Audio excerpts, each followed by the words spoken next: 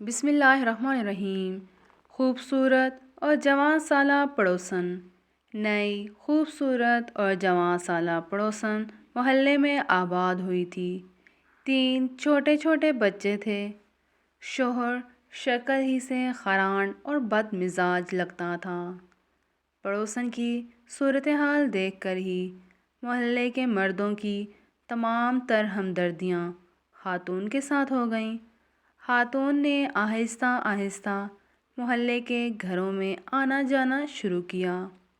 رانا صاحب اور مرزا صاحب کو اپنی اپنی بیگمات کے توسط سے پتہ چلا کہ نئی پڑوسن کا شوہر تندخو اور شکی ہیں۔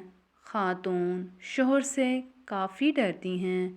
یہ سنتے ہی دونوں حضرات کی نگاہیں آسمان کی طرف اٹھ گئیں۔ دل ہی دل میں شکوہ کر لیا، یا اللہ کیسے کیسے ہیرے ناقدروں کو دے دیے ہیں۔ ایک دن نئی خوبصورت پڑوسن سبزی والے کی دکان پر رانا صاحب کو ملی۔ خود ہی آگے بڑھ کر سلام کیا۔ رانا صاحب کو اپنی قسمت پر ناز ہوا۔ خاتون نے کہا، رانا صاحب برا نہ مانیں تو آپ سے کچھ مشورہ درکار ہے۔ رانا صاحب خوشی سے باولے ہو گئے۔ خاتون نے عام گھریلو عورتوں کی طرح بھائی صاحب کہنے کی بجائے رانا صاحب کہا تھا۔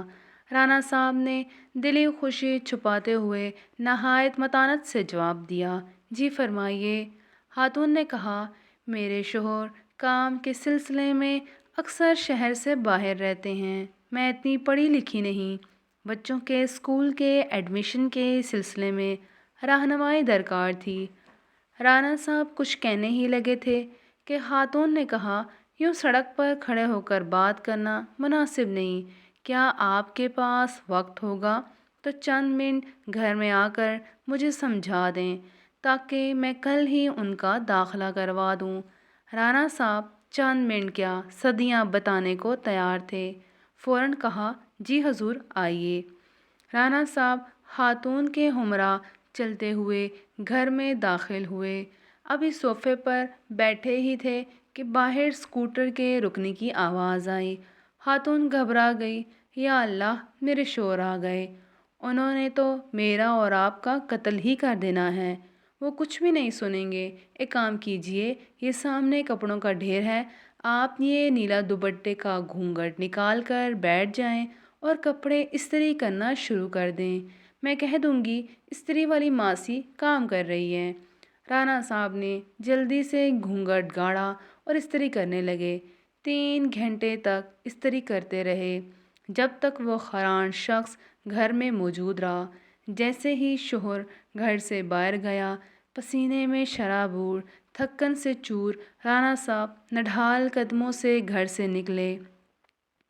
جیسے ہی باہر نکلے، سامنے مرزا صاحب آتے دکھائی دیے۔ پوچھا، کتنی دیر سے اندر ہو؟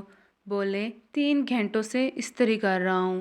مرزا صاحب نے تعجب سے دیکھا اور بولے، جس کپڑوں کے ڈھیر کو تم نے 3 گھنٹے استری کیا ہے، کل میں نے ہی 4 گھنٹے بیٹھ کے دھوئے ہیں۔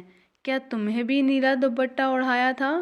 اگلی سبق آموز کہانی کے لیے چینل کو سبسکرائب کر لیجئے۔ اللہ حافظ۔